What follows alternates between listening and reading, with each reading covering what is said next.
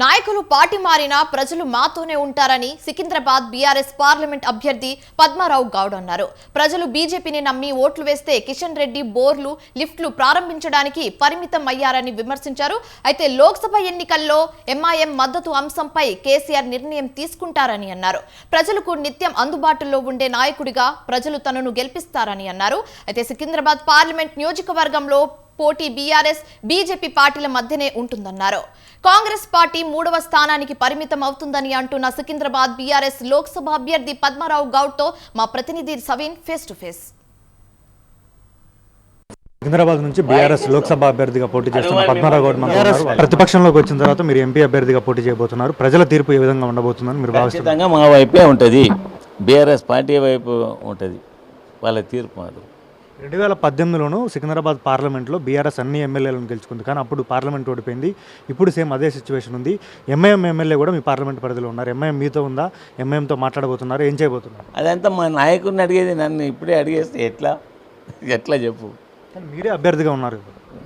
Day by day వస్తుంది కదా, ఇంకా చాలా చెప్పే ఉంటాయి కదా, పరిణామాలు చాలా ఉంటాయి, సబ్జెక్ట్ చాలా ఉంటుంది. ముందు చెప్తాం. ఇప్పుడు ఎంఐఎం ఏముందా, ఇంకేదన్నా ఉందా అని ఇప్పుడు ఎందుకు అడుగుతారు? ఏం ఆశిస్తున్నారు మీరు? పార్లమెంట్ మెంబర్గా గెలుస్తారా, ఓడతారా, రేపు డెవలప్మెంట్ ఏం చేస్తారా అది అడగండి. ఇప్పుడు అంత మటుకే ప్రకటన నిన్న అయింది. నేను మా వాళ్ళని మా కాన్స్టిట్యూన్సీలో కూడా ఇప్పుడు నేను ఎమ్మెల్యేగా ఉన్న మా నాయకులను కూడా కలవలేదు.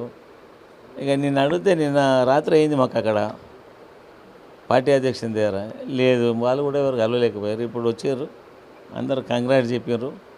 మా వాళ్ళు కూడా ఒక్కొక్క కార్యకర్త ఒక్కొక్క నాయకుడే పనిచేస్తారు. ఖచ్చితంగా సికింద్రాబాద్ పార్లమెంట్ను గెయిన్ చేస్తాం. కిషన్ రెడ్డి లిఫ్ట్లు, బోర్లు ఓపెన్ చేయడానికే పరిమితమయ్యారని చెప్తున్నారు. రెండు ఎన్నికల్లో బీజేపీ గెలిచింది, దానికి కారణం ఏంటి సార్? ఏది నమ్మినరు? ఈ ప్రాంత ప్రజలు నమ్మినరు.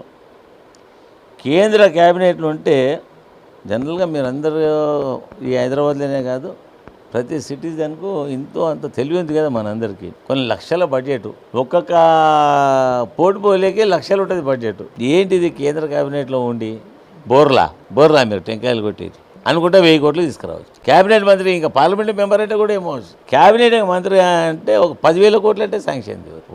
కొన్ని లక్షల కోట్ల బడ్జెట్ ఉంటుంది కేంద్ర ప్రభుత్వం. అది లిఫ్ట్ పెట్టిండు, కొబ్బరికాయ కొట్టిండు, బోరింగ్ అంటే మీరు అడిగితే చెప్పాలంటే నాకు కూడా కొద్దిగా ఇబ్బందికరమైన వాతావరణం కనిపిస్తారు. బోరు ఇప్పుడు ఇది కూర్చో మీ ఇంటికాడ నేను బోరు వేపిస్తాను, అదేనా ఒక కేంద్ర మంత్రి చేసేది? బోరు, లిఫ్ట్ ఏంటది? ఈ పార్లమెంటు పరిధి లోపల ఏం ప్రాజెక్ట్స్ తెస్తే జనానికి బెనిఫిట్ అవుతాయని ఆలోచన చేసేవాడిని. అది జరగలేదు. ఇప్పుడు ఎన్ని సంవత్సరాలు అవుతుంది ఇక అది జరగంది. ఇప్పుడు ఏమైనా జరుగుతుందని మీరు ఆశిస్తూ ఉన్నారా? జరుగుతుందా? దేనికే కానీ చిత్తశుద్ధి కావాలి. ప్రజల అవసరాలని ఏం చేయాలని చెప్పి ఒక తపన ఉండాలి నాయకుడికి. ఆ తపన ఏంటంటే డెఫినెట్ ఏదంటే చేయగలుగుతాం. మీ ఎమ్మెల్యేలను, ఎంపీలను, అదేవిధంగా మీ కార్పొరేటర్లు అందరితో కాంగ్రెస్ పార్టీ మాట్లాడుతుంది, బీజేపీ మాట్లాడుతుంది. మీ మాజీ ఎంపీలకు, ఎమ్మెల్యేలకు ఎంపీ టికెట్లు ఇస్తున్నారు. దీన్ని ఎట్లా చూస్తారు? మీరు ఒకటే పార్టీలో మొదటి నుంచి ఉన్నారు కాబట్టి మీరు అభ్యర్థిగా. అవన్నీ ఇప్పుడు సబ్జెక్ట్ అది కాదని చెప్తూనే ఉన్నాయి కదా. ఎన్నికలకు సంబంధించి అడుగుతా ఉన్నాను. నాయకులు మారిండొచ్చు, ప్రజలు మారిండ్రా? ఎవరైనా చెప్పిర్రా? తెలంగాణ రాష్ట్రం లోపల మీకు ఏదైనా ప్రాంతం ప్రజలు చెప్పిర్రా? అట్లా ప్రజలు అన్నీ ఉన్నారు కదా, వాళ్ళంతా గమనిస్తూ ఉన్నారు కదా. వాళ్ళకు రాబోయే రోజుల్లో రిజల్ట్ కూడా ఈ ప్రాంత ప్రజలే చెప్తారు కదా, తెలంగాణ ప్రాంత ప్రజలే చెప్తారు కదా. ఎవరెవరు ఎక్కడ ఒక వారానికో జెండానా? కరెక్ట్ వారం రోజుల కింద మా పార్టీ అభ్యర్థి కదా ఆయన, మా పార్టీలనే ఉండే కదా.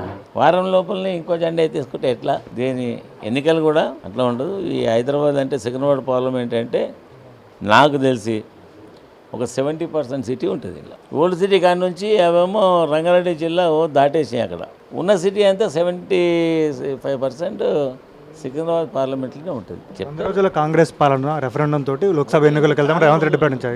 చాలా రోజులు ఉంది, ఇంకా దాదాపు 2 నెలలు ఉంది. ఆ 2 నెలల లోపల రోజు ఒక్కొక్కటి చెప్తా ఉంటాం కదా. ఇది ఇవాళనే అన్నీ అడుగుతా ఉన్నావు. 60 రోజులు నీకు ఏం చెప్పాలి? ఇదే చెప్పాలనా? కనీసం మీడియాలో, టీవీలో పెడితే అది చూస్తే వినే ఓపిక ఈ ప్రాంత ప్రజలకు ఉండాలి కదా.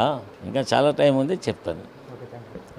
ప్రధానంగా నేతలు, పార్టీలు మారినా ప్రజలు మాతోటే ఉంటారు. సికింద్రాబాద్ లోక్సభ ఎన్నికల్లో విజయం సాధిస్తారనే ధీమాను పద్మారావు వ్యక్తం చేస్తున్నారు. కెమెరామెన్ అఖిల్తో సవీన్, స్వతంత్ర టీవీ, హైదరాబాద్.